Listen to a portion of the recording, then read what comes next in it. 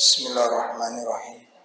Assalamualaikum warahmatullahi wabarakatuh.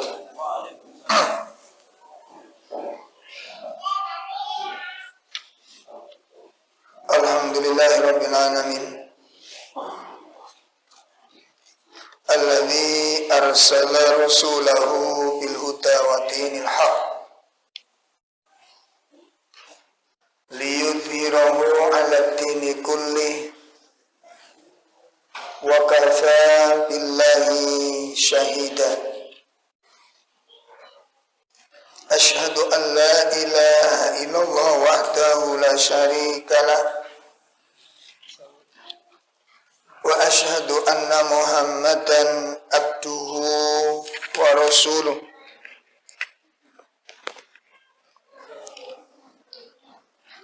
Ya ayyuhalladzina amanu taqullaha haqqa tuqatih wa la tamutunna illa wa antum muslimun. Ya ayyuhalladzina amanu taqullaha wa qulu qawlan sadida yuslih lakum a'malakum wa yaghfir lakum dhunubakum wa man yuti'illaha wa rasulahu faqad faza fawzan 'azima. Fa inna asdaqal hadits kitabullah wa khairal hadi hadi Muhammadin sallallahu alaihi wasallam wa syarrul umur muhdatsatuha wa kullu muhdatsatin bid'ah wa kullu bid'atin dhalalah wa kullu dhalalatin finnar. Ikhwatul iman, bapak-bapak, ibu-ibu, jamaah majelis taklim yang semoga dimuliakan Allah Subhanahu wa taala. Alhamdulillah, pada malam hari ini Allah mempertemukan kita dalam kajian rutin, dan insya Allah kita akan melanjutkan pembahasan kitab Khud Aqidah, bab yang terakhir, dengan memohon pertolongan dari Allah Subhanahu wa taala. Mudah-mudahan ilmu yang akan kita pelajari semoga menjadi ilmu yang bermanfaat, yang akan menjadi sebab kemaslahatan dan keselamatan kita dunia wal akhirat. Amin ya rabbal alamin. Bapak Ibu sekalian yang dimuliakan Allah, sebelum saya melanjutkan materi, terlebih dahulu saya mengajak kepada semuanya untuk menetapi kesabaran di dalam talabul ilm. Menetapi kesabaran di dalam talabul ilm ini ada beberapa perkara. Pertama, sabar di dalam melazimi untuk terus menjaga istiqomahnya kita untuk hadir di dalam kajian rutin kita selama tidak ada uzur syar'i. Jadi kalau tidak ada uzur syar'i, itu jangan sampai kita tidak hadir di dalam kajian. Karena ada dua nikmat yang besar di sini. Ada dua nikmat yang besar di sini. Dan apabila dua nikmat yang besar ini nggak dijaga, nikmat itu nanti akan dicabut oleh Allah. Ya, jadi nikmat itu kalau nggak dirawat, nikmat itu akan diambil oleh Allah Ta'ala. Nah, yang saya maksudkan dua nikmat besar ini, yang pertama adalah adanya kemauan kita untuk senang kepada ilmu dan nasihat. Ini nikmat, Pak. Ya, hati kita senang untuk mendengarkan ilmu dan nasihat, itu nikmat. Mencintai ilmu, mencintai kebaikan, senang dengan majelis-majelis ilmu, itu nikmat. Dan satu saat nikmat ini akan hilang, akan dicabut dari hati seseorang, sehingga nanti satu saat dia nggak senang lagi dengan nasihat. Itu bisa terjadi. Ya, itu bisa terjadi. Sebagaimana yang Allah sebutkan di surat As-Saff, kita bisa lihat sejenak, surat 61 ayat 5. Ya, surat 61 ayat 5, kita simak. A'udzu billahi minasy syaithanir rajim.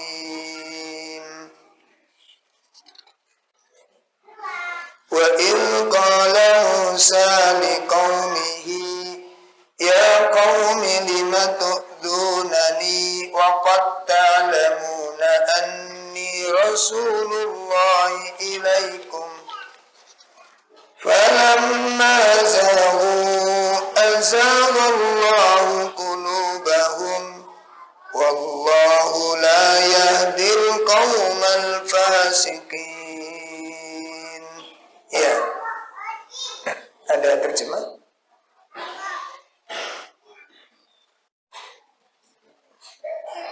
Ya, langsung yang ada bahasa.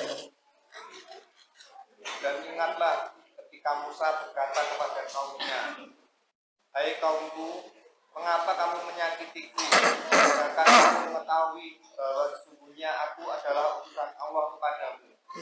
Maka tatkala mereka berpaling dari kebenaran, Allah memalingkan hati mereka dan Allah tidak memberi petunjuk pada kaum yang fasik. Coba kita simak di kalimat yang pertengahan. Falamma zaru. Falamma zaru. Tatkala mereka berpaling. Perhatikan ibu-ibu. Falamma zaru. Maka tatkala mereka berpaling dari kebenaran itu, azaghallahu qulubahum, maka Allah palingkan hati itu dari kebenaran. Ini pengertiannya bagaimana? Tergelincirnya hati dari meninggalkan ketaatan dan kebenaran itu nggak langsung, Pak. Ya. Tergelincirnya hati orang dari ketaatan itu nggak langsung berpaling dari kebenaran. Dan demikian. Namun dimulai dari mana? Tergelincirnya hati itu dimulai dari hal-hal yang kelihatannya sederhana. Males. Coba males. Kalau udah malas begitu kan semuanya malas ditinggalkan. Baca Quran ditinggalkan, sholat sunnah ditinggalkan, sholat wajib molor. Itu awal. Itu kalau nggak dilawan, maka tiap hari menjadi seperti itu.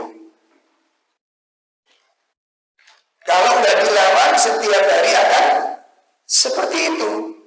Dan akhirnya lama-kelamaan menjadi suatu kebiasaan. Biasa meninggalkan sunnah. Kan sudah nggak terasa. Kita sudah tergelincir meninggalkan sunnah. Nggak terasa. Insya Allah. Awas hati-hati di sini. Karena kalau sudah tergelincir begini Pak, untuk kembali lagi kepada jalan semula, itu Masya Allah, itu berat. Maka kalau udah demikian itu dicabut hati itu. Akhirnya apa? Melihat ketaatan itu berat. Melihat nasihat itu nggak enak. Ya. Akhirnya udah terbiasa enjoy dalam hidup itu. Sudah terbiasa, nggak ada beban. Itu satu saat akan dicabut iman itu dari hatinya. Kalau sang pelaku tidak segera berjuang untuk mendapat kembali semangatnya. Ya. Makanya tolong kita harus memperhatikan di antara tanda-tanda redupnya cahaya iman itu apa saja. Itu harus diketahui. Ciri-ciri iman sudah mulai lemah, berarti sudah mengalami futur. Kehilangan amal, tidak sedih. Kehilangan ketaatan, tidak sedih. Itu tanda-tanda sudah. Tanda-tanda iman sudah mulai melemah. Nggak sedih. Nanti kalau udah nggak sedih, enak orang dinikmati, menikmati ketinggalan amal-amal soleh. Nggak ada beban. Ditambah lagi nanti berkumpul dengan orang, itu akan terus rontok itu Pak. Nanti kita dipertemukan oleh Allah dengan orang-orang yang gampang meremehkan kewajiban. Dijak dolen, dijak main-main, molor lagi, terus akan menjadi kebiasaan. Tanpa sadar berjalan kita menuju jalan yang menyimpang. Bertahap kita berjalan untuk meninggalkan hidayah. Bertahap kita berjalan untuk meninggalkan siratal mustaqim. Bertahap kita berjalan menuju penyimpangan. Falamma zaghu azaghallahu qulubahum. Hati-hati. Ya. Satu maksiat kalau tidak segera diistighfari dan ditobati, itu pasti akan membawa maksiat yang kedua. Satu maksiat kalau nggak ditobati segera, itu pasti akan membawa maksiat yang kedua. Nggak bisa maksiat satu tok itu nggak bisa. Sampai lihat. Coba bapak-bapak barangkali dulu ya, di tempat-tempat kami itu kalau malam minggu itu ada jaga pos itu Pak. Sekedar untuk kumpul-kumpul warga. Bagus Pak sebenarnya. Nek di manajemen. Tapi kan jenenge usulan khusus kumpul-kumpul malam minggu, cek kelompok masyarakat, kelompok tetangga, masyarakat kumpul-kumpul biar sinergi gitu. Terus akhirnya kan kelompok niku nek gak ono sing dibahas, nek gak ono sing dilakoni kan ya napa?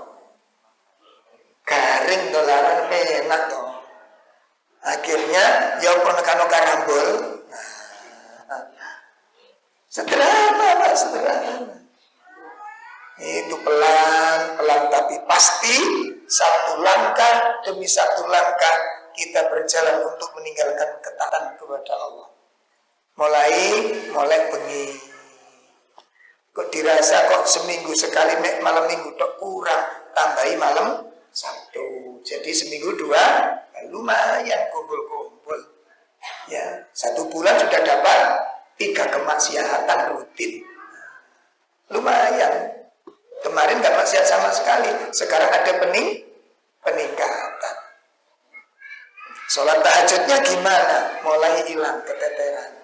Pelan-pelan, tapi pasti setan akan menuntun kita kepada syahwat. Hati-hati masalah ini. Hati-hati. Sama dengan seseorang meremehkan masalah gitu. Kalau sudah dia punya bahasa seperti itu, sunnah-sunnah yang di sekitarnya pasti akan ditinggalkan. Jelas. Kalau orang sudah biasa, gitu aja kok tiba, gitu tuh gak masalah, sekali waktu. Makanya ketakwaan yang sudah memuncak, puncak ketakwaan itu meninggalkan yang mubah. Ketika dia takut di dalam mubah itu menyeret kepada kemaksiatan. Makanya hati-hati di dalam perkara-perkara mubah, jangan berlebih-lebihan. Ya, olahraga lah mubah doang. Sepak bola, futsal, tidak apa-apa, silakan kalau ada waktu, ada kesempatan, monggo silakan futsal. Bapak-bapak yang usia 60 futsal. Balik Melayu sampai gelondong. Ya, tapi kan tidak apa-apa, boleh-boleh aja, ya, nggak masalah. Yang penting di manajemen dengan sebaik-baiknya dan jangan sampai mengorbankan ibadah. Itu aja pesannya. Pun itu nikmat pertama yang ada dalam hati kita. Itu kalau nggak dijaga, dicabut oleh Allah. Ya, sholat malamnya dijaga semaksimal mungkin. Baca Quran dijaga semaksimal mungkin. Semaksimal mungkin. Sholat sunnah dijaga semaksimal mungkin. Jangan dibiasakan kehilangan 1 kali, 2 kali, kemudian terbiasa 3 kali, 4 kali, lama-lama meninggalkan tanpa beban. Tanpa beban. Akhirnya setan datang untuk menghias-hiasi agar meninggalkan sunnah itu indah. Agar meninggalkan sunnah itu nikmat. Dibalik akhirnya mengamalkan sunnah itu dan mengamalkan sunnah itu saat. Akhirnya di situ orang melakukan rasa pahit untuk melakukan ketaatan. Berarti virus-virus syahwat sudah masuk di dalam diri kita. Maka niku setan wis kadek nonton mana Pak mlaku dalane wis ngerti. Channelnya sudah ada. Hati-hati. Ya, Masya Allah. Bun. Yang kedua, nikmat yang kedua adalah di mana kita diberi oleh Allah Ta'ala kenikmatan yang kedua ini apa? Mudahnya kita di dalam menjalankan, mempelajari sunnah dengan adanya majelis taklim yang ada di sekitar kita, yang mungkin tidak terlalu jauh bisa kita datangi.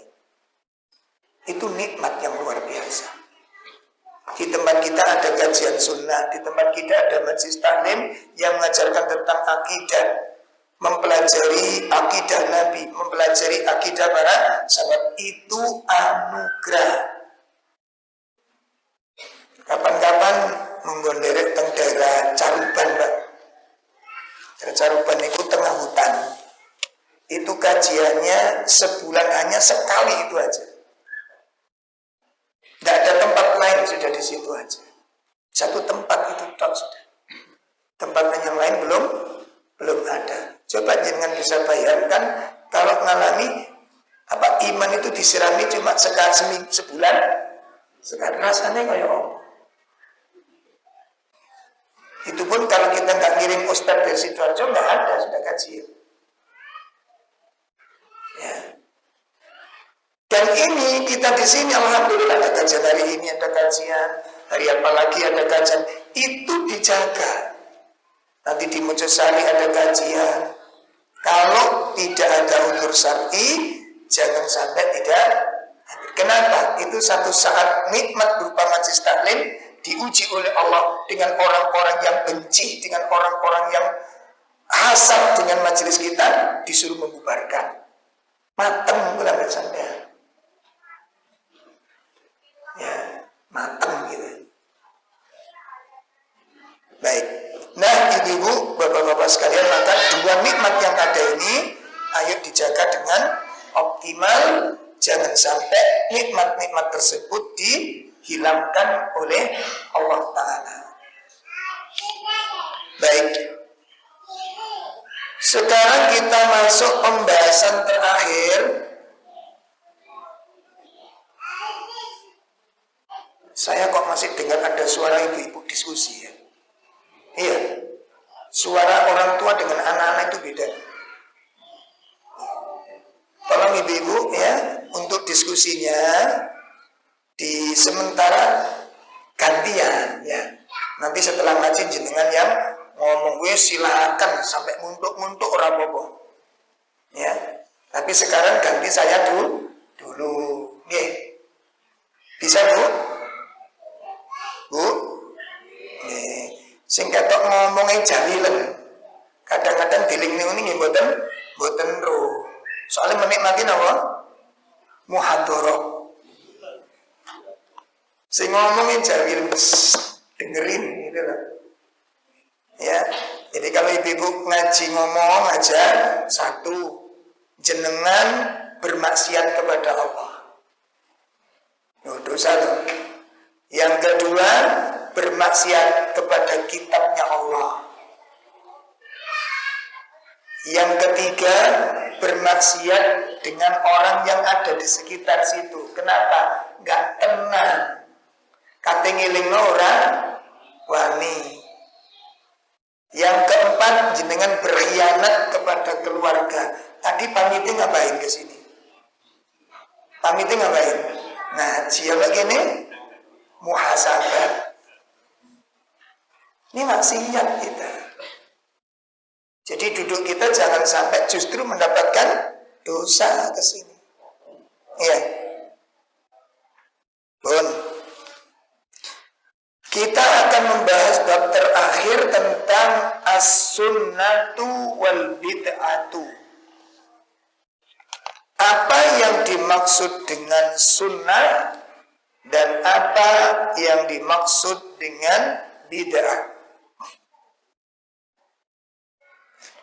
Kita akan bahas dua perkara ini satu persatu.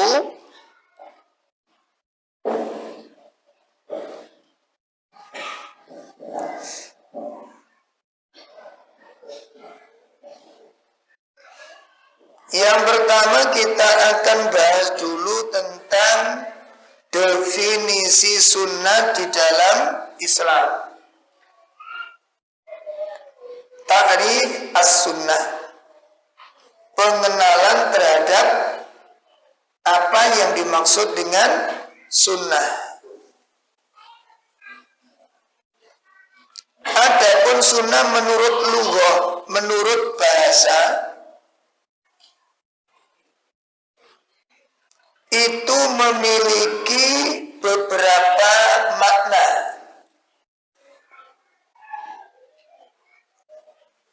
Kata as-sunnah diambil dari kata dasar sanna.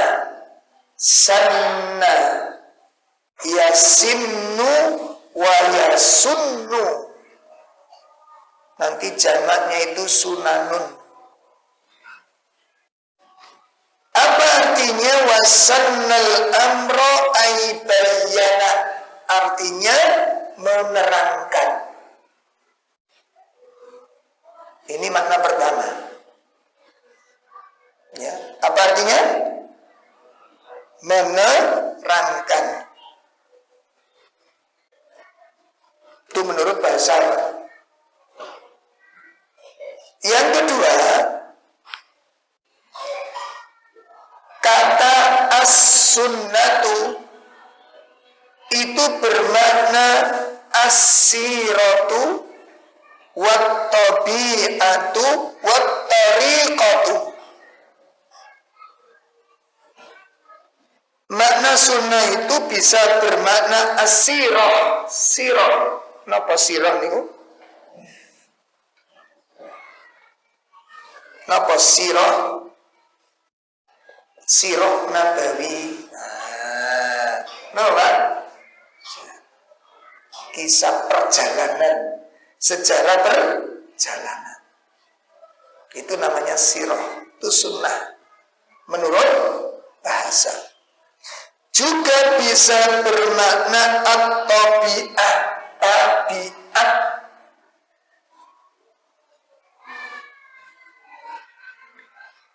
Kemudian juga bisa bermakna at-tariqah, jalan.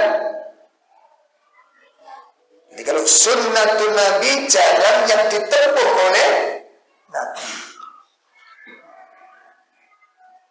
Ini yang kedua. Makna sunnah bisa bermakna sejarah, perjalanan, kisah perjalanan, atau bisa bermakna tabiat, bisa bermakna apa? Jalan. Kemudian berikutnya, adapun yang dimaksud dengan as-sunnatu minallah atau yang disebut dengan sunnatullah, itu bermakna hukmuhu wa amruhu wa nahyuhu. Jadi kalau sunnatun minallah itu bermakna hukumnya Allah atau perintahnya Allah dan larangannya Allah. Sehingga makna sunnah menurut bahasa itu bisa bermakna jalan atau tuntunan yang baik, tuntunan yang terpuji maupun tuntunan yang tercela. Tinggal sunnahnya siapa itu. Paham ya? Contoh, kebiasaannya istrinya Abu Lahab apa Pak? Apa kebiasaannya istrinya Abu Lahab ngapain? Digambarkan dalam ini surat Allah, wa imra'atuhu hammalatal. Pengertiannya apa itu? Istrinya Abu Lahab itu sang pembawa kayu bakar. Itu majas. Niku kiasan. Sing dimaksud kayu bakar, napa fungsine kayu bakar? Fungsinya kayu bakar itu untuk membakar, untuk menyalakan api. Lalu kenapa istrinya Abu Lahab disebut pembawa kayu bakar? Dia itu tukang oprak-oprak. Napa tukang oprak-oprak itu?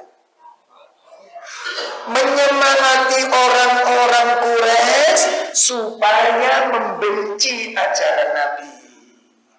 Jadi kebiasaannya istrinya Abu Lahab niku ngutus nyebarno fitnah supaya orang-orang itu benci dengan ajaran Nabi. Makanya ini ono wong wedok senengane nglutus, senengane ngrasani wong oprak-oprak, berarti dia mengikuti sunnahnya.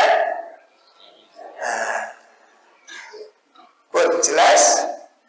Makanya engko kalau ibu-ibu kok isu-isu wis nglutus ambek gowo hasil blonjo, kemarin nyebarkan isu, ibu bacakan saja surat Allah. Jelas ya? Itu sunnah, kebiasaan yang dilakoni. Jadi sunnah itu bisa mengarah kepada kebaikan, juga bisa mengarah kepada keburukan. Tinggal siapa pelaku, itu namanya sunnah. Jalan yang ditempuh. Nah, itu menurut bahasa. Makanya ada sebuah hadis Nabi Sallallahu Alaihi Wasallam di dalam sebuah hadis yang diriwayatkan oleh Imam Ahmad, Imam Muslim, dan imam-imam yang lain. Banyak sekali periwayatnya ini. Beliau SAW mengatakan, man sanna fil Islam sunnatan hasanatan.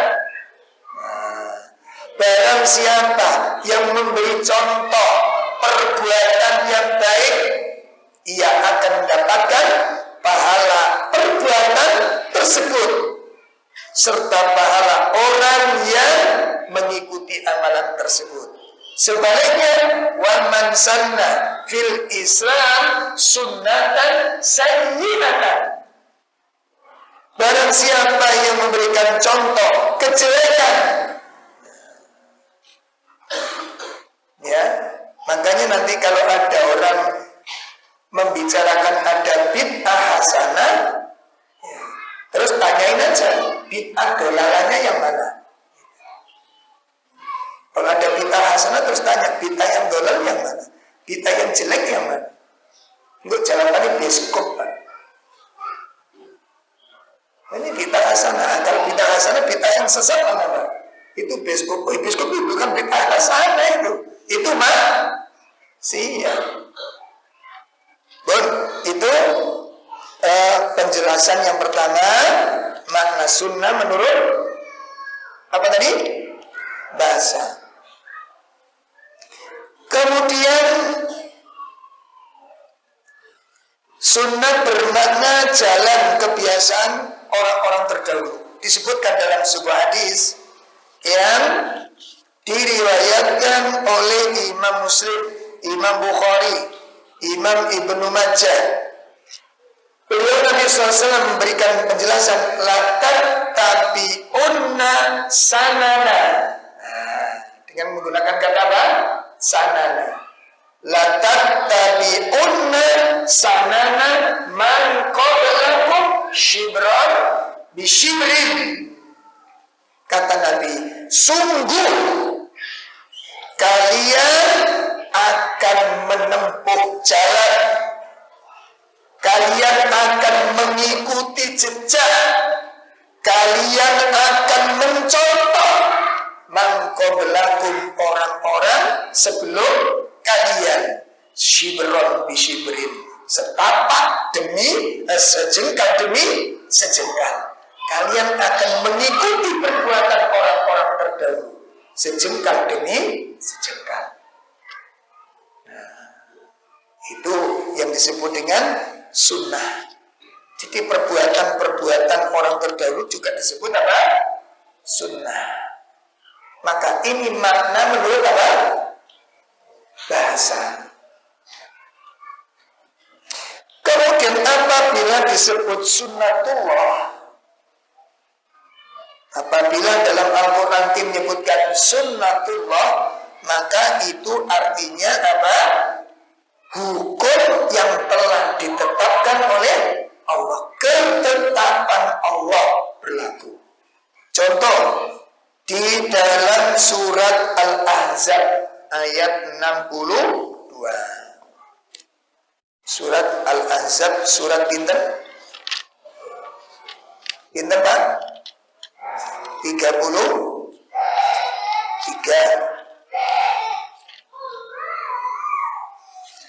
A'udzu billahi minasyaitonir rajim. Sunnatullahi fil ladzina khalau min qabl wa lan tajida li sunnatillahi tabdila. Silakan. Sebagai sunnah Allah yang berlaku juga bagi orang-orang yang telah terdahulu sebelummu, dan engkau tidak akan mendapati perubahan pada sunnah Allah. Sunnatullah. Apa artinya? Apa artinya? Ketetapan Allah telah berlaku tentang orang-orang sebelummu. Itu ketetapan Allah. Peristiwa-peristiwa yang telah berlalu yang dialami oleh orang-orang terdahulu. Itu namanya sunnatullah. Ketetapan Allah. Kemudian kita lihat juga di dalam firman yang lain surat An-Nisa ayat 26. An-Nisa 26. Yuridullahu liyubayyina lakum wa yahdiyakum sunanal ladzina min qablikum wa yatuba alaikum wallahu alimun hakim. Allah tidak menerangkan syariatnya kepadamu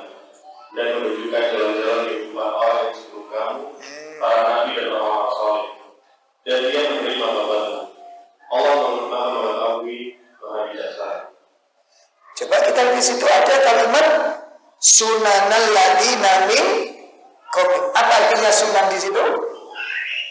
Apa Pak? Jalan hidup, perjalanan hidup orang-orang sebelum kalian. Jadi yang dikatakan perjalanan hidup itu cara beragama mereka, cara beribadah mereka, tingkah laku mereka, itu yang disebut dengan perjalanan hidup. Jelas nih? Itu makna sunnah menurut bahasa. Nah, kemudian di dalam Al-Quran terkadang makna sunnah itu bermakna balasan, al-jaza. Terkadang di dalam Al-Quran ya, sunnah itu bermakna apa? Balasan dari perbuatan yang tercela. Menggunakan kata sunnah. Jadi Allah membalas dengan siksaan itu diistilahkan apa? Dengan kata-kata sunnah.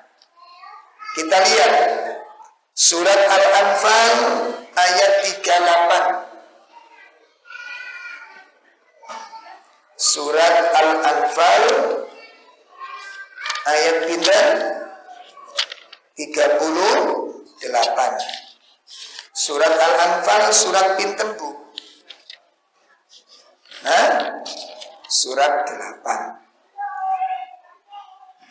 Allah berfirman di sana, "Qul lil ladzina kafaru iyyantahu yughfar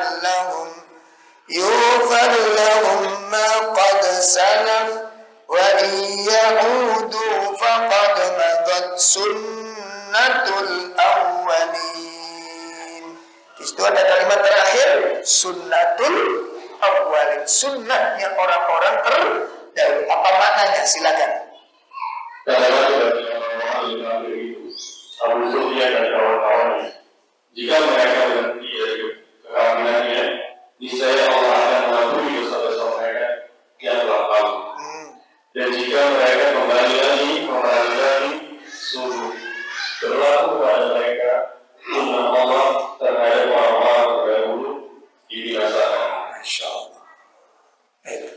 Kalau orang-orang itu menolak, memusuhi kebenaran, makanya jenengan kali kula nek wis yakin jalan ini benar, sing tetep, sing sabar, sing telaten, enterno siksane Allah itu. Mboten. Sampe cok melok bahas di YouTube, enggak usah dibahas. Paham ya? Kita sudah ngaji sudah, apa yang dipahami di sini, dan kita ingat sunnah itu berjalan. Nggak usah bahas tingkah lakunya orang-orang memusuhi kita, mencari-cari kesalahan. Biarkan saja itu lisan-lisan mereka, dan itu bukan hanya sekarang saja. Jelas?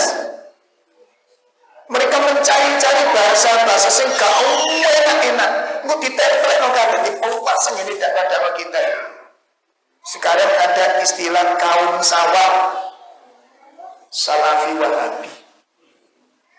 Apa tak dulu kaum sawah ngomong mana? Maksa kaum kebon. Macam-macam kalimat, dan kalimat itu sudah lihat tulisannya, itu sudah jelas bukan tulisan orang-orang yang beriman, bukan. Tidak ada Pak tulisan orang beriman, orang yang suka wudhu, jujur hatinya, biadab wahabi, rahmat tulisan itu. Ini karya biadab wahabi, gak ada kalimat biadab. Orang soleh itu menjaga lisan mereka. Ini jelas orang-orang fujur, ini jelas orang-orang yang durhaka, mujrimun, dari para pendosa. Jadi sunatullah itu akan berjalan. Kebenaran itu akan dijaga oleh Allah. Nek jenengan kali kalau sabar di dalam kebenaran itu. Jelas? Nah, kemudian kita lihat lagi di surat Al-Hijr. Surat Al-Hijr surat berapa Ibu? Ibu? Surat berapa? 15. Cek mboten ngantuk sampean. Surat 15 ayat 13. La yu'minuna bihi wa qad khalat sunnatul awwalin. Silakan. Mereka tidak beriman kepada Al-Quran, padahal telah berlalu sunnah Allah terhadap orang-orang terdahulu. Coba perhatikan. La yu'minuna bihi. Mereka tidak beriman kepada Al-Quran, padahal sungguh telah berlalu sunnatul awalin. Apa sunnatul awalin itu? Lihat apa akhir kesudahan orang-orang yang memusuhi kebenaran itu. Lihat siapapun dia, manusia model apapun dia, sekuat apapun dia, sehebat apapun dia, ketika mereka memusuhi tauhid, lihat akibatnya. Fir'aun kurang apa dayanya Fir'aun. Lihat akhirnya. Namrud kayak apa itu? Lihat akhirnya. Siapa yang mengalahkan? Siapa yang mengalahkan? Makanya saya enggak usah mikir ngalah. No. Kita lap ngapain? Mangan pentol lah. Ngaji sing temen. Ngaji. Dakwah ngajak orang ibadah dilakoni, diamalkan. Bukan kita yang mengalahkan musuh Allah. Ini kesalahan fatal bagi teman-teman Aroki. Ingin menumbangkan. Cara menumbangkan kebatil itu gimana? Dengan tenaga antum. Punya kekuatan berapa sampai?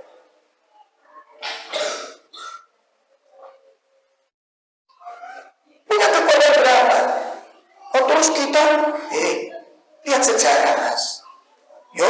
Sejarah. Nah, bocor. Paham? Yang mengalahkan Namrud siapa? Nabi Ibrahim. Siapa? Jangan komen orang berapa bisa ini. Siapa yang mengalahkan Namrud? Allah. Dengan tentaranya apa? Lalat.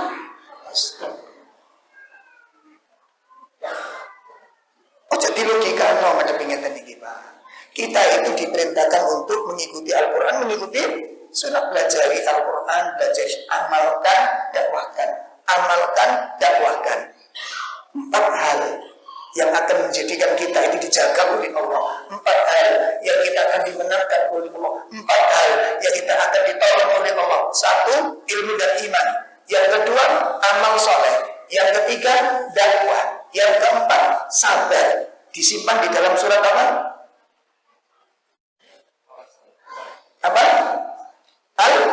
Al-Asr.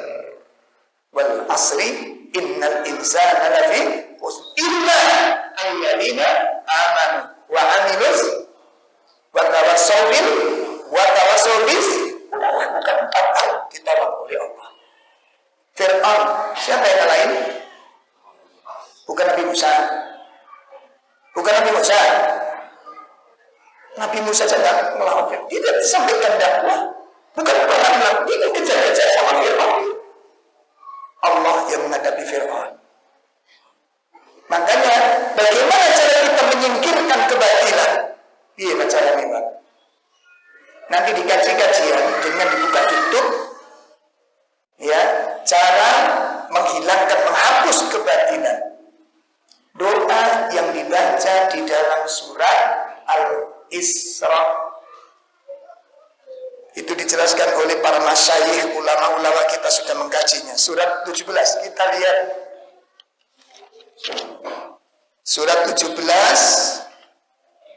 Ya, sudah ketemu? Ya, surat 17 itu setelah surat 16. Ya, benar kan?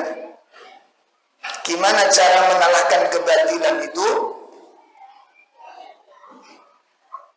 Surat 17 ayat 81. Wa qul ja'al haqq wa zahaqal batil innal batila kana zahuqa. Silakan. Dan katakanlah, kebenaran telah datang dan yang batil telah lenyap. Sungguh yang batil itu pasti lenyap. Caranya badal lenyap gimana? Caranya badal supaya lenyap gimana? Ya Allah, sampai terlalu tegang sih Pak. Santai mawon. Ayatnya tadi gini, ulangi Mas. Masuk kurang jelas, jelas kok ini. Dan katakanlah, kebenaran telah datang. Ya, perhatikan. Kebenaran telah datang. Setelah kalau kebenaran sudah datang, Dan yang batil telah lenyap. berarti akan lenyap. Berarti untuk melenyapkan kebatilan dengan cara bagaimana? Hadirkan kebenaran.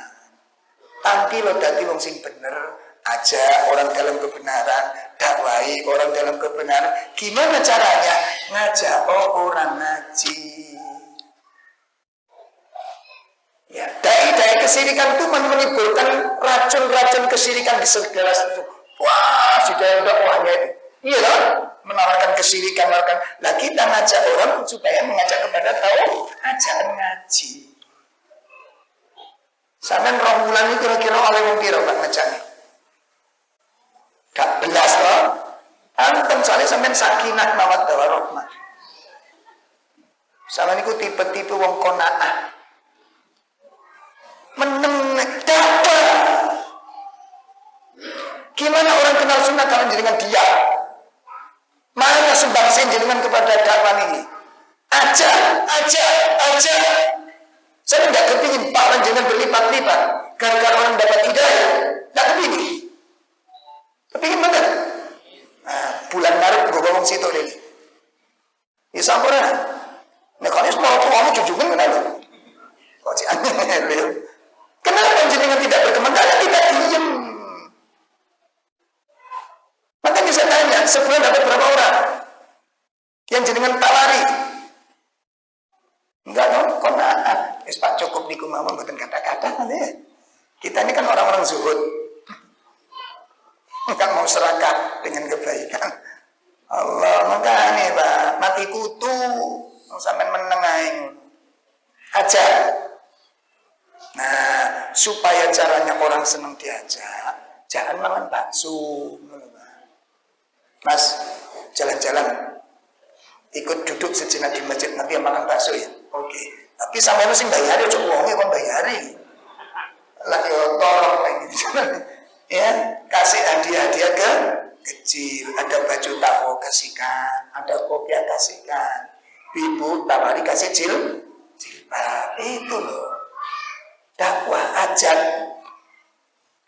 Nah kalau demikian nanti wajah al-haq wa zahar, batin itu akan sirna. Batin itu akan satu persatu. Mari kita tuntaskan kebatilan di jiwa-jiwa kaum muslimin. Udah gak mikir hasil, kita gak usah mikir hasil. Wongi gelem apa orang, gak usah mikir. Sampeyan terus sales itu pinter-pinter Pak. Lawang kalau dakwah nikah itu produk tak beli, buatan Mbak buatan merokok, buatan merokok, ngincipi mau. Oh baik, kalau gitu bisa ngobrol sejenak, ngomong apa maneh. Ini ada teka-teki, ngomong maneh teka-teki. Sampai tebak saja, Bapak suka sepak bola, yorai menang. Yes, Bapak tebak saja, aku malah bingung kan. Kok gak suka, kok menebak piye. Terus Bapak ngomong aja, lu piye terus ngomong aja. Itu perjuangannya Pak. Seorang sales Pak, sampai jenengan jawab, Pak ini pertandingan ini dengan pertandingan ini yang kalah siapa? Orang ngurus aku Mbak. Lah udah kok bilang bal-balan, Pak ini bal-balan, terus sampai awure orang apa, boleh ya udah ngawure gitu. Terus Mbak, kok kita mundur sampai. Saya beri kriya apa? Ini perjuangan seorang ingin dagangannya laris. Jenengan ingin dagangan sunnah ini laris. Jangan pernah berharap dagangan tauhid ini ada orang yang terima. Kapan jangan berharap orang menerima tauhid? Kalau jenengan tidak mau menjadi pedagang-pedagang tauhid dan tidak mau menjadi sales-salesnya agama, tidak menjadi sales-salesnya surga. Bagaimana itu jiwa dikatakan jiwa beriman? Bagaimana dikatakan jiwanya orang mukmin? Nggak peduli, nggak cemburu. Kalau sunnah itu nggak ada yang berminat, tauhid nggak ada yang berminat, kenapa kita tidak bercemburu dengan mereka? Sudah dipahami ini? Nah, makanya saya sarankan kalau jenengan tidak berkeberatan, PR-nya ngajak orang ngaji. Sudah. Nah, pesan saya, nek ngajak wong ngaji iku ojo disalah-salahno dhisik. Halo? Bukan budal, gak boleh ngene iki. Mai boleh, Pak. Wis jarno ae sih. Paham? Wis jarno ae sih. Biasanya kita kalau ingin memperbaiki seseorang, saya tanya dulu. Ketaatan dulu atau larangannya dulu yang didahulukan? Biasanya yang di sini. Biasanya. Saya diminta kajian ibu-ibu perdana. Rata-rata materi nopo Ustaz. Nopo Bu materinya. Ini kan orang-orang awam Ustaz. Masih belum gak ngerti sama sekali tentang larangan. Ini aja Ustaz, 100 larangan wanita. Lu ngomong langsung. Bu, saya ngejak gelut ya. Lalu materi sing serem-serem didukno dhisik. Karepe nopo tapi ibu ben ngerti sing dilarang wanita itu. Ya pelayu Bu, jok ngono carane. Jelas ya? Nah, kalau ngaji itu aja yang kebaikan. Makanya dalam Al-Quran menggunakan amar ma'ruf dulu atau nahi munkar dulu. Amar ma'ruf. Yang kita terapkan di rumah amar ma'ruf itu nahi munkar dulu. Kuali mangane. Ini loh, iki gak oleh, iki gak oleh, iki gak oleh. Sing oleh gak dikongkon. Itu kesalahan yang fatal. Jelas lagi? Ada tahapan-tahapan yang belum diterapkan. Ya sudah, saya kita akan dulu, nanti kita lanjutkan insyaallah.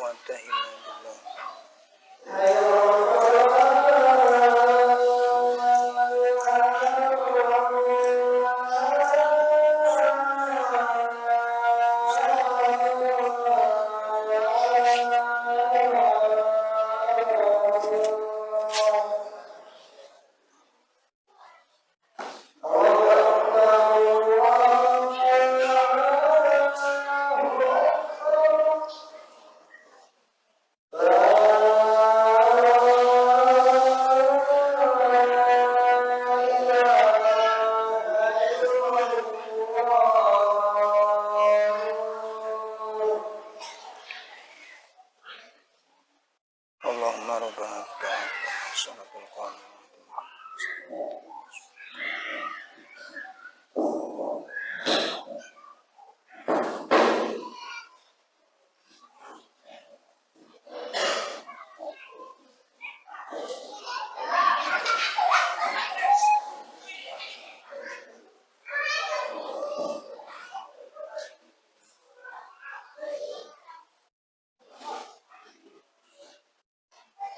Alhamdulillah, kita lanjutkan sedikit. Jadi itu tadi dalil-dalil yang berkaitan dengan makna sunnah menurut bahasa. Kemudian yang kedua, pengertian sunnah menurut syariat. Menurut sunnah, menurut istilah syariat, yang dimaksud sunnah itu adalah kullu syai'in masduru anin Nabi sallallahu alaihi wasallam bil qaul wal fi'l wat taqrir. Ya, segala sesuatu yang bersumber, segala sesuatu yang bersumber anin Nabi sallallahu alaihi wasallam, dari Nabi sallallahu alaihi wasallam, fi qaulin wa fi'lin wa taqririn, dalam bentuk qaul, ucapan, ya, wa fi'lin, dan perbuatan, wa taqrir, dan penetapan. Penetapan itu di mana Nabi menyepakati. Itu namanya sunat takrir.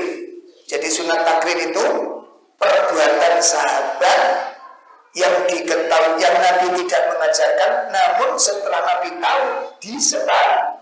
Nah, itu namanya apa? Sunat takrir. Kenapa demikian? Karena tidak semua tindakan sahabat begitu diketahui Nabi disepakati, tidak semuanya. Jelas? Sehingga nanti tidak ada peluang bagi ahli bid'ah menjadikan dalil perbuatan Bilal itu dijadikan dalil Bilal membuat bid'ah. Kenapa? Karena Bilal sholat 2 rakaat setelah wudu tanpa diajarkan oleh Nabi. Itu dijadikan dalil, oh Bilal pernah membuat bid'ah. Tidak, kenapa? Karena mendapat kesepakatan dari Nabi. Apa sahabat semuanya disepakati perbuatannya? Tidak, ada 3 orang yang melakukan suatu ibadah yang sangat mulia, Pak. Yang luar biasa, maksimal, optimal. 3 orang ini telah melakukan ibadah yang luar biasa. Ingin mendapatkan keutamaan di mata Allah Ta'ala. Ingin mendapatkan kedudukan yang tinggi di sisi Allah. Ingin mendekati dengan ibadahnya Rasulullah SAW. Coba niatnya bagus apa enggak? Bagus, niatnya bagus. Tapi karena cara tidak disepakati oleh Nabi. Tidak disepakati oleh Nabi. Akhirnya Nabi mengingkari perbuatan. Yang satu bertekad untuk semalam suntuk ibadah. Itu dilakukan setiap hari. Diingkari atau disepakati oleh Nabi? Diingkari oleh Nabi. Tuh kan? Yang tadi tetapi ada sholat. Kemudian ada lagi yang berpuasa tiap hari tanpa jeda sama sekali. Tiap hari dia berpuasa. Nanti maghrib makan, besok puasa lagi. Maghrib makan, besok puasa lagi. Diterima atau diingkari oleh Nabi? Diingkari. Terus yang satu lagi ingin optimal ibadah, bertekad untuk tidak menikah. Bahkan ada sebagian mau rencana kebiri supaya tidak tertarik lagi dengan wanita sehingga dia bisa fokus ibadah. Niatnya bagus apa enggak? Diterima atau ditolak oleh Nabi? Tuh kan, ditolak. Gitu. Makanya ada sunnah namanya sunnah takrir. Sunnah yang dilakukan oleh seorang sahabat dan disepakati oleh Nabi. Jelas ya? Nah, itu yang dikatakan sunnah. Menurut syariat, segala sesuatu yang bersumber dari Nabi Shallallahu Alaihi Wasallam dalam bentuk ucapan, dalam bentuk perbuatan, dalam bentuk takrir, penetapan, sifat tubuh, termasuk di dalamnya apa? Sifat tubuh, sifatul jawarihi, sifat tubuh Nabi, wal akhlak, dan akhlak beliau, ya, yang yuqsadu bihi, dimaksudkan dengan perkara tersebut, ya, sebagai tasyrik, mensyariatkan bagi umat Islam. Jadi sifat-sifat Nabi yang ditekankan oleh para sahabat, ditekankan oleh umat untuk diamalkan, itu sifat tubuh Nabi, maka itu masuk bagian daripada sunnah. Sifat-sifat tubuh Nabi yang tidak ditekankan Nabi untuk diikuti, maka itu bukan masuk. Jelas ini? Seperti Nabi merawat jenggot, ditekankan oleh Nabi, maka jenggot itu syariat, bukan sekedar untuk menyelisihi orang Yahudi, orang Nasrani, orang Majusi, nggak cukup sekedar untuk menyelisihi. Ya, karena jenggot masuk, merawat jenggot masuk sunnah fitrah. Sunnah fitrah ada berapa Pak? Ada 10. Ya. Nek jenengan dikasih PR gitu gimana? Bulan depan masuk kan? Ayo sebutkan sunnah fitrah, 10 sunnah fitrah. Nah, itu masuk jenggot Pak. Khitan itu masuk sunnah fitrah. Ya. Dan itu yang dimaksud dengan sunnah menurut syariat.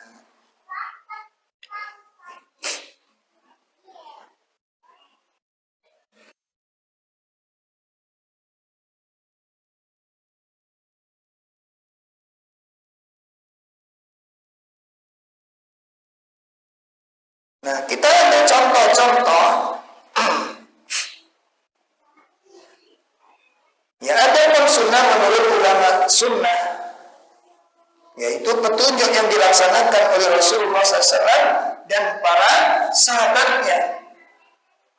Ya, petunjuk yang dilaksanakan oleh Rasulullah SAW dan para sahabatnya, baik tentang ilmu, tentang i'tiqad, tentang perkataan maupun perbuatan. Itu kalau makna sunnah menurut ulama sunnah, ulama salaf, yaitu petunjuk yang dilaksanakan oleh Rasulullah SAW dan para sahabatnya, baik ilmu atau i'tiqad atau perkataan dan perbuatan.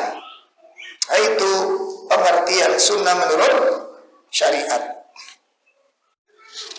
Adapun contoh-contoh dari definisi sunnah yang dibawakan oleh ahli hadis, di antaranya kita pelajari 3 poin. Pertama, sunnah dalam bentuk ucapan. Contoh, sunnah dalam bentuk ucapan.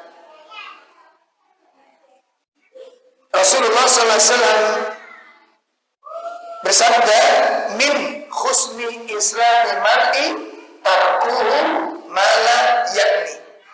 Ini yang dijadikan pegangan ucapannya Rasulullah SAW. Nabi mengatakan, di antara kebaikan seseorang, tanda-tanda bagusnya keislaman seseorang, yaitu meninggalkan apa-apa yang tidak ada manfaatnya.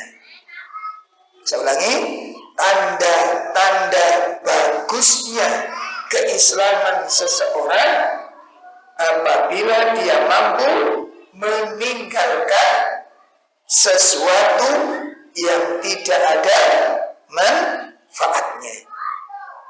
Ya, ini sunnah dalam bentuk apa? Nama ucapan. Ini.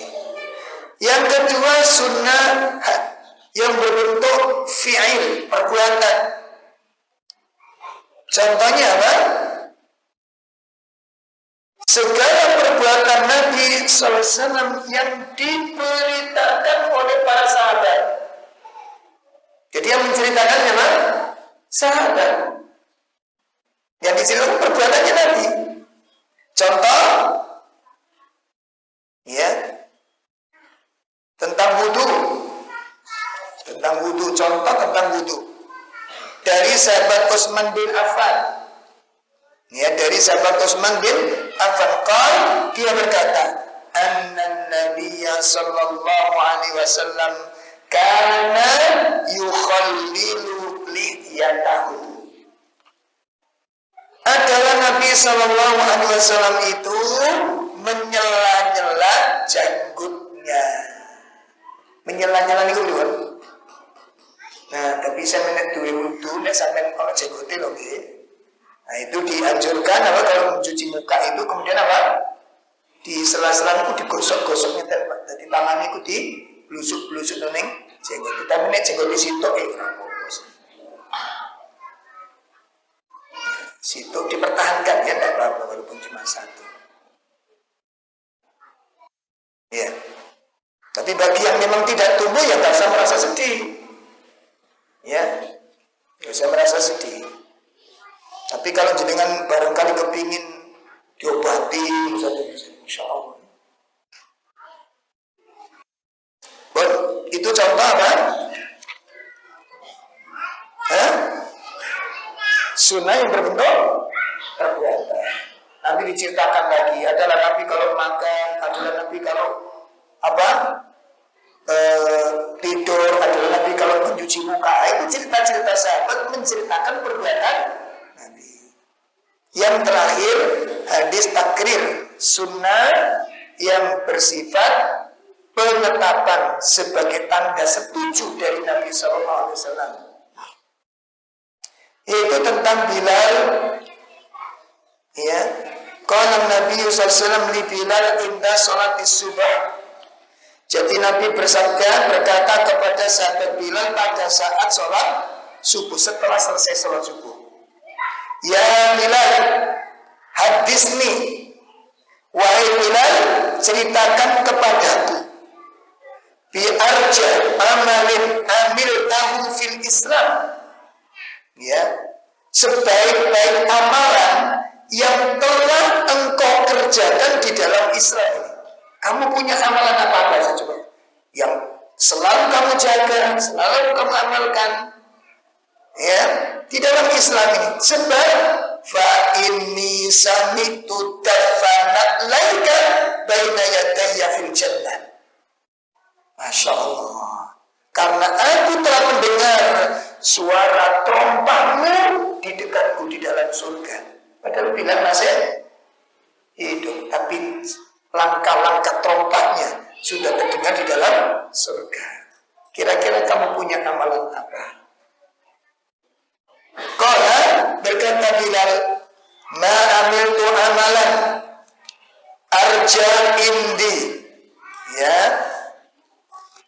sebaik-baik amal yang aku kerjakan ialah lam atohar tuhuran fi sa'atin min lailin aw naharin illa sallaitu bidzalika tuhur ma kutibali an usolliya. Setiap kali aku berwudu, baik siang ataupun malam, ya, mesti dengan wudu itu aku sholat sunnah, ya, beberapa rakaat yang dapat aku laksanakan. Jadi kalau kita ingin mendapatkan penghargaan dari Allah seperti yang diperoleh oleh Bilal, hendaklah kita juga mengamalkan sunnah. Apa ini? Sholat sunnah setelah wudu. Nah ini. Makanya jadi ibadah niku tenang, Pak. Ojo kubu kabeh. Sehingga waktu niku ditoto betul. Kurang manajemen, Masya Allah, hidup ini luar biasa. Mak kita itu kesingsal-singsal, tidak karu-karuan. Kurang manajemen, kurang ditoto, kurang tidak ada skala prioritas. Makanya ke depan diusahakan ditoto, urip niku ditoto. Program hidup harian itu ditoto.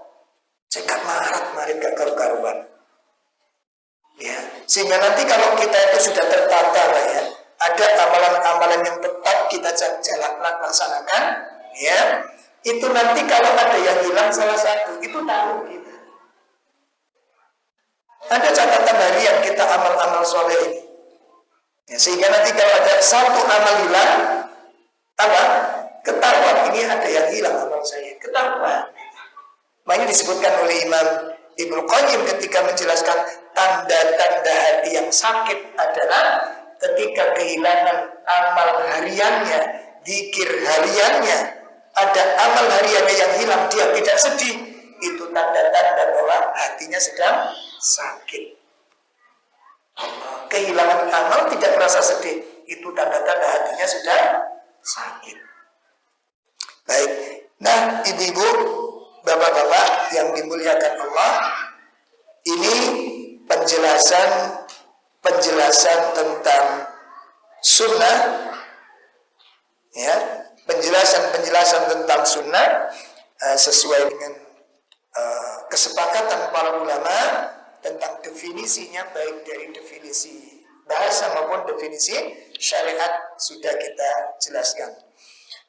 Bulan depan insya Allah kita akan membahas, ya, bulan depan insya Allah kita akan membahas tentang makna hikmah yang sering digunakan oleh Al-Quran.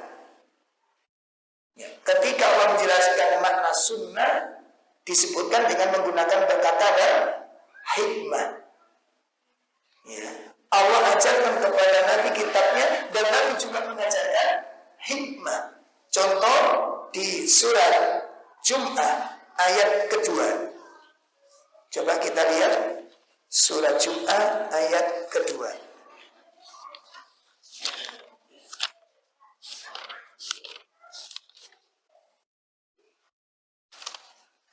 Walladzi ba'atha fil ummiyina rasulan minhum yatlu alaihim ayatihi wa yuzakkihim wa yu'allimuhumul kitaba wal hikmah wa in kanu min qablu lafi dhalalin mubin. Ya. Dia yang mengutus orang rasul kepada kaum yang berkafir dari kalangan mereka sendiri, yang membaca kepada mereka ayat-ayatnya, mengizinkan jiwa mereka dan mengajarkan kepada mereka iman dan hikmah sunnah. Meskipun sebelumnya mereka berada dalam keadaan kesesatan yang nyata. Itu digunakan kata-kata apa? Insya Allah akan kita pelajari pada bulan akan datang. Pertama tentang makna hikmah di dalam Al-Quran, dan kita akan jelaskan, pelajari tentang dalil-dalil atau manzilatus sunnah di dalam syariat Islam, kedudukan sunnah di dalam syariat ini kayak apa, sehingga nanti ketika kita memahami sunnah tidak hanya dipahami dari sisi fikih. Dan nanti ada pemahaman sunnah menurut ahli fikih, seperti sholat sunnah rawatib. Nah ini sunnah fikih, Pak. Jadi kalau sunnah fikih itu ditinggalkan nggak dosa. Makanya definisi sunnah yang disebutkan apa? Suatu amalan kalau diamalkan mendapat pahala, kalau ditinggalkan nggak ada dosa. Ini penjelasan sunnah fikih. Jelas? Bukan makna sunnah secara global. Jadi nanti secara spesifik ada sunnah yang tadi disebutkan menurut syariat, segala sesuatu yang bersumber dari Nabi SAW, baik perkataan maupun perbuatan, baik sifat-sifat tubuh maupun apa tadi akhlak beliau, maka ini merupakan penekanan penekanan yang tidak boleh ditinggalkan. Ya, kemudian ada sunnatullah, ketetapan dari Allah. Kemudian ada sunnah fitrah, kemudian ada sunnah fikih. Maka kedudukannya ini berbeda-beda. Ya, maka nanti kita akan pelajari ulang tentang manzilatus sunnah ya fil Islam, kedudukan sunnah di dalam Islam itu sejauh mana, kayak apa, bolehkah itu ditinggalkan dengan pemahaman kalau sunnah ditinggalkan tidak berdosa. Betulkah demikian? Insyaallah nanti akan kita pelajari pada pertemuan-pertemuan yang akan datang insyaallah. Subhanakallahumma wa bihamdika asyhadu an la ilaha illa anta astaghfiruka wa atubu ilaik. Assalamualaikum warahmatullahi wabarakatuh.